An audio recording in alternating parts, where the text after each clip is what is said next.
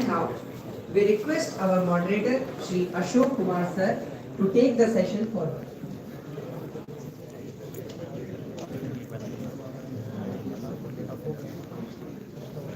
So good afternoon everyone. Let's give a big round of applause for the expert panels here.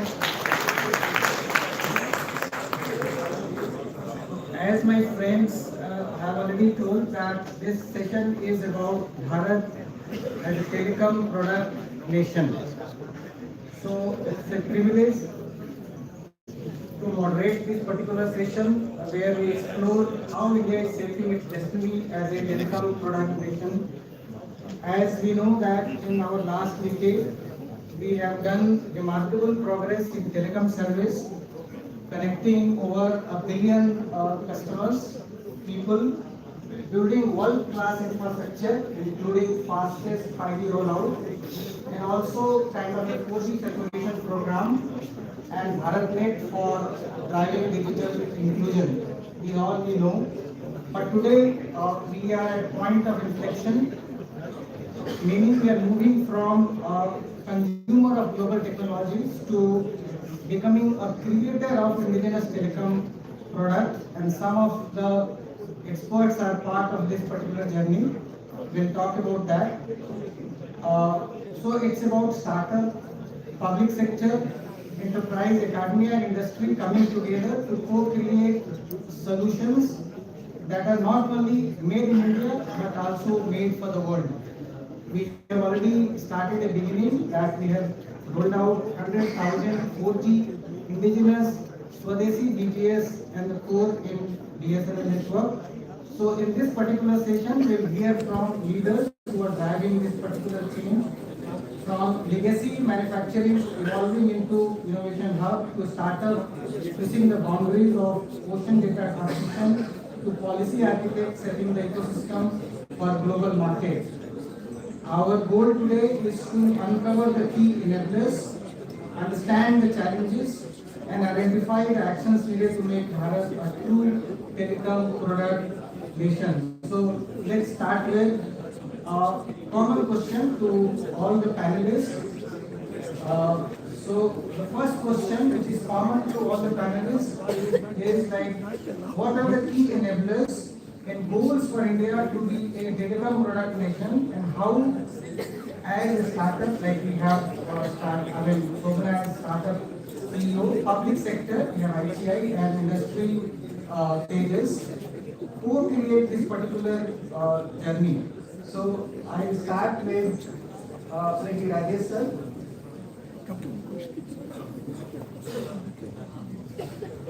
Good afternoon. First of all, I congratulate all your ITS officers on this day. As we celebrate 60 years today, I would like to tell you that ITI has completed 75 years. So it's our being a first public sector undertaking of Government of India, and at one point in time, it was a dream organization for all of us, maybe youngsters excluded, to join the company and be part of the telecom movement. It was taking shape in the last decades. Till 99, 2000, we were very much relevant. In between, somehow we missed the bus, but again ITI has come to the forefront, and in various ways we are contributing to the growth of the telecom sector in India, including our small role we play in indigenous 4G equipment we deployed in BSNL.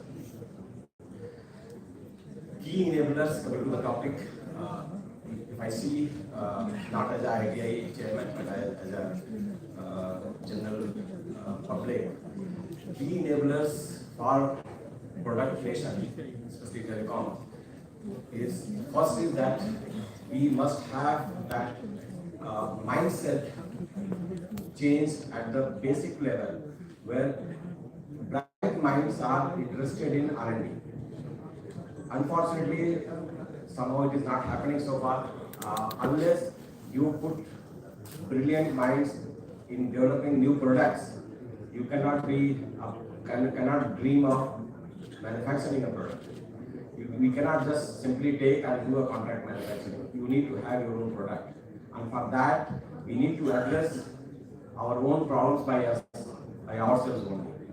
And once we decide that for our problem, we have an in-house solution, then manufacturing ecosystem will automatically come up.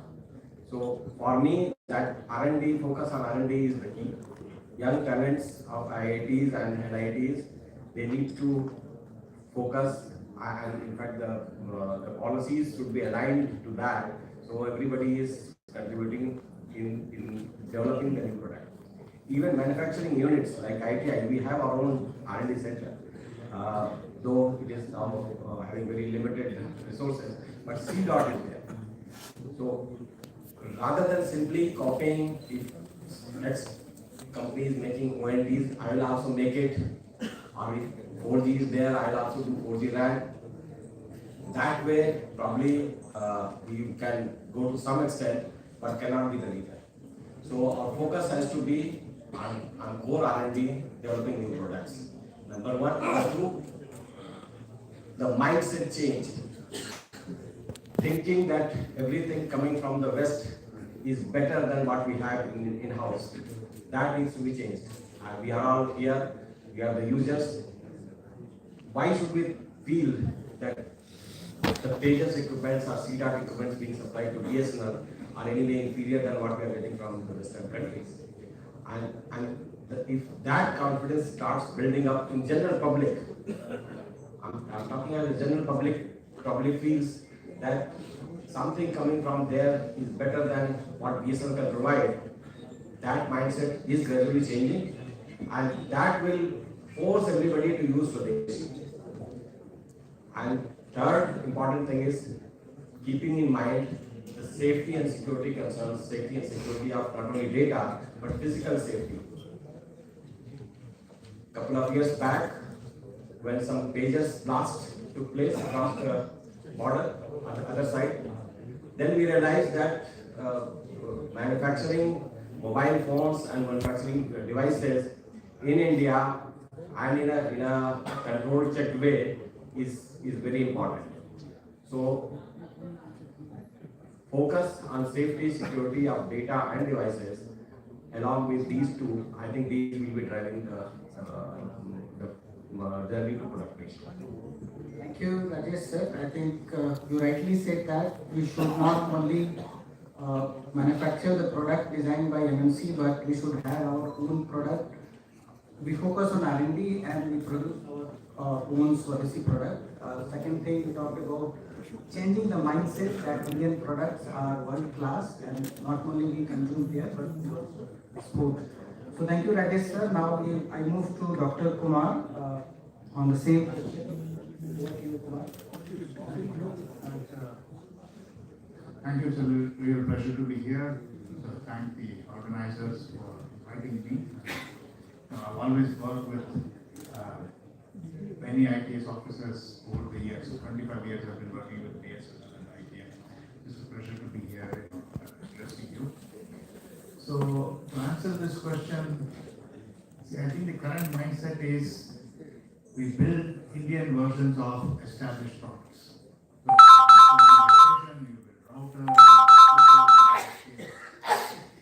This is one way, but not the only way. Not too many companies can be built like this. Right? So if you want to say you want to build an alternative to Nokia or Ericsson, that requires thousands of crores. I'm lucky that my company is now part of the Tata Group, so we have a chance. It will be a slim chance. Not too many companies can be built this way. So we need to think differently to become a product nation. So Mr. Rai emphasized R&D, but more than R&D, I would emphasize market. Okay. India is a large market. So, but what does it mean? It means it's a fertile ground for getting product ideas. Of course, a ground for selling also. But the first thing is you have to talk to operators to see what problems they have if you're in the telecom space or any other space. So I think that mindset is missing. So I talk to many entrepreneurs, startup companies, they build what they can build and then they try to look for a market. That's like having a hammer and looking for a nail. name. Right? You should build what the market needs, and that level of market knowledge discussions don't happen. So the first thing if you're doing a startup, I would say go understand the problems of your customers and then solve them, as opposed to getting something that you already know how to do. Right? The second one is, let's say we are competing with, so let me give you an example from Tejas. When we started with $5 million. That's quite a bit of money. But we had to build a very narrow product. So we said we will build Ethernet over SDH in 2000, right? SDH used to come with E1s. So we said we have an Ethernet interface. Very simple idea. But that gave us a differentiation, right? We were the only ones building that for a couple of years. So like that, you have to identify some idea which gives you a short-term edge for 6 months, 12 months. You are the only one in the market, and there is a small market, good enough for you, but not good enough for the big guys. But if the market gets big, they'll come, right? So product management to identify what is the key idea that you have, what is the minimum viable product you can build with whatever money you have, 20 crores, 30 crores. That's all you're going to be able to raise, not thousands of crores. And then you need money, a lot of money. In Tejas, before we made 1 quarter of profit, we raised over $100 million. Okay, and you need a lot of time. So by the time we went IPO, it was 17 years from inception.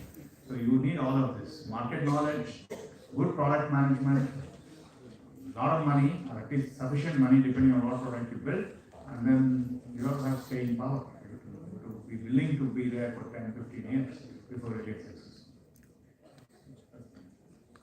Thank you, Dr. Kumar. The message is clear that we need big capex to build product like Nokia or Ericsson, and he's in right position because his company is now owned by Tata, so he will not have that problem. And also he talked about some message for the startup that build what market need and not that what you know you build and then find the market. So that's a good message to startup. And he also talked about that creating a unique product so that you have an edge in the market and then you sell through for some time. So thank you, Dr. Kumar. Now I move to Sri Anjan Das ji from Sterilite on the same question. Over to you, sir. Thank you. I'm really honored to be here.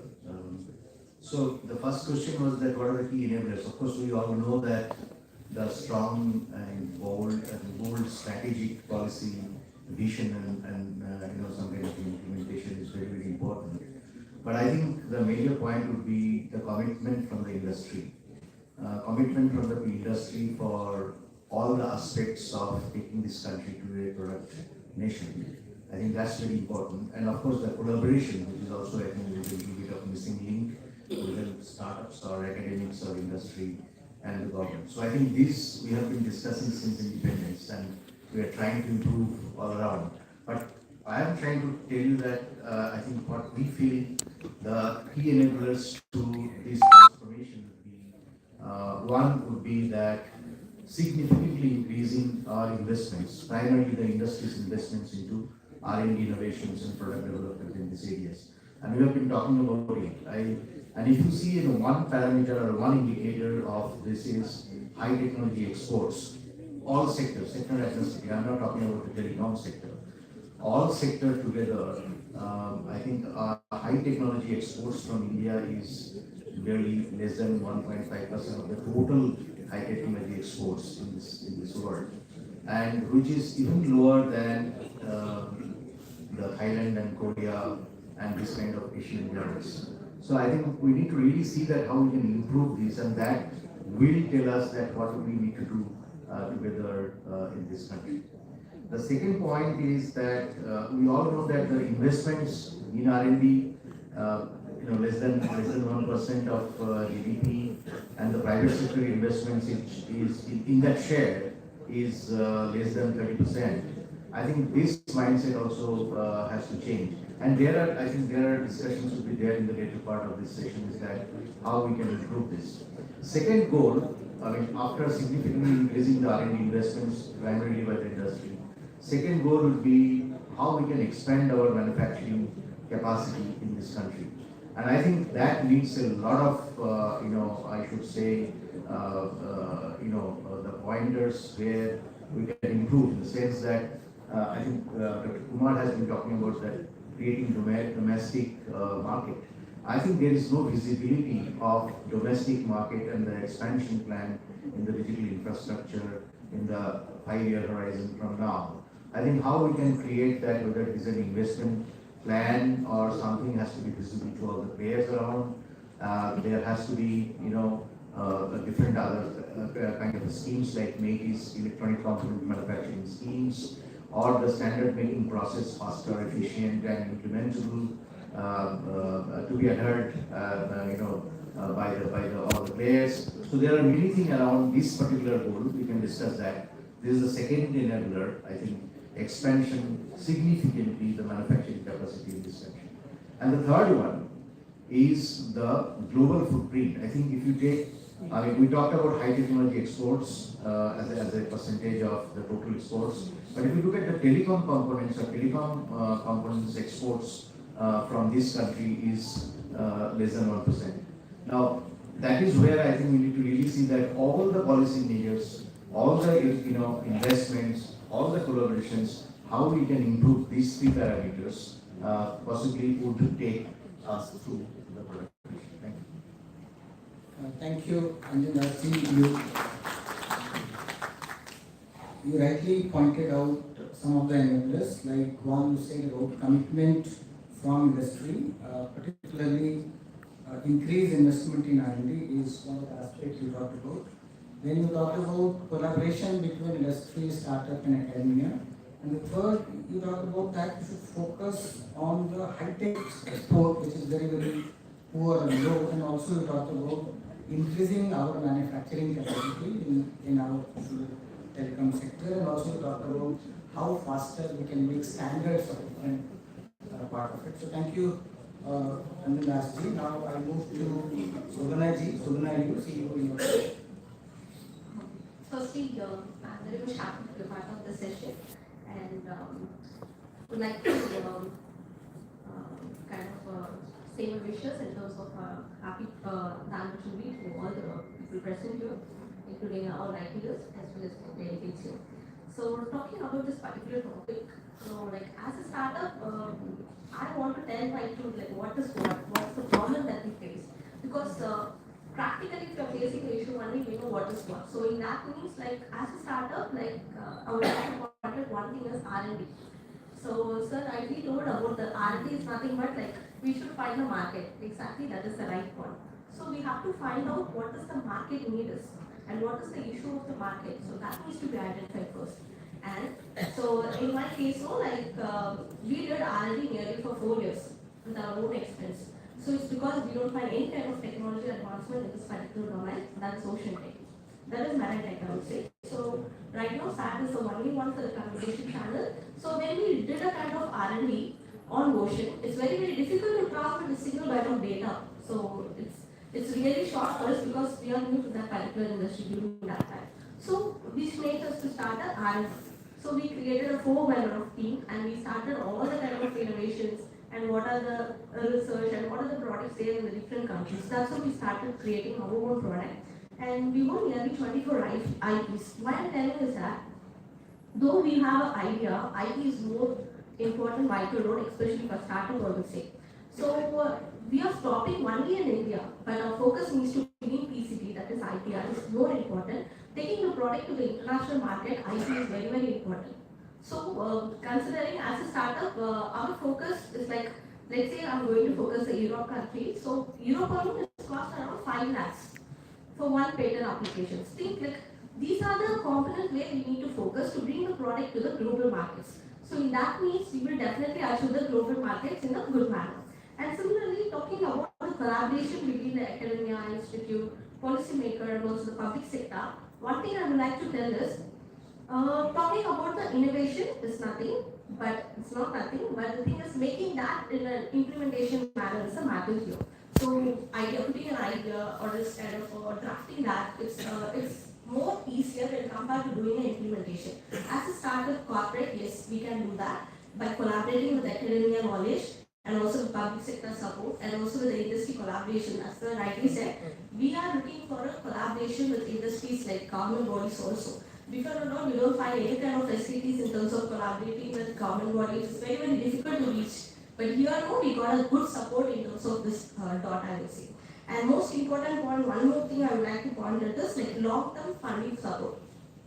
Let's say if you're funding a startup of about 40 lakhs or 50 lakhs, so let them start the product. This is what happening globally. So they will start the product. At last, what will happen? The funding will get exhausted. So for taking the product to the maturity level itself, it will take years to develop, especially for the IP or research product itself. So we have to consider that corporates alone, and we have to make the company as a tree, not as a bonsai tree. Okay, so that is what my concern is. Thank you, sir. Thank you so much. And you rightly said that, brother, you echoed the, statement from other speakers, like find a market need before you develop particular technology, and you talked about, you identified Ocean Tech as one of the requirement and kind of develop a product. Innoval has developed that product. And you also talked about the challenge related to IPs, that creating IP for a startup is very, very important, but the cost of filing an IP or maintaining that IP is very, very costly. That's a challenge you talked about. And you also talked about challenge of having long-term funding support, particularly for a startup. And that's a kind of some input to the government while we formulate the funding support to startup for different activity. Thank you, Sopnaji. Moving to the next round, I'll start with a question with Rajesh ji.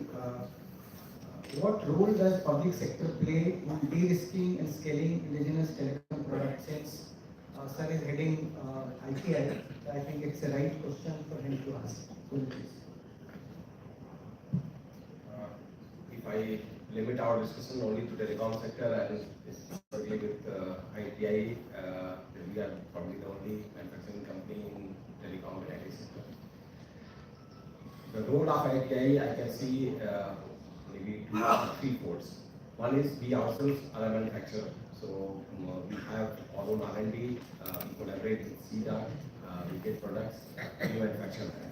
We have got electronic manufacturing, we have got mechanical, plastic molding, we have even got PCB fabrication, optical fiber, not fiber line, but fiber cable. There are multiple facilities available. This is one role where ITI is playing and which can play. But bigger role can be collaboration with the industry. So ITI, if I see as a collaborator, we have got huge assets. If I just tell the figures, the land bank of ITI stands at about 1,300 acres. Out of the 1,300 acres, more than 400 acres is in Bangalore only. I'm pretty sure that all electronic manufacturing companies clubbed together may not be having that much land in Bangalore. So that land can be better utilized for whether we call it for electronic manufacturing or for semiconductor industry. That is one way we can have tie-up with some of the bigger companies for component manufacturing as well as the product manufacturing. Our facilities are state of the art. We have got multiple assembly lines. We have got, as I mentioned, PCB. Many of the companies may not be having PCB fabrication. We do have that. We have big mechanical plants available with us. So we are not only in electronic manufacturing but also in mechanical. And we have supplied BSNL cabinets, we have supplied defense, we are supplying mechanical cabinets. We have got solar plant. We are making solar panels. So we have diversified ourselves to renewable energy.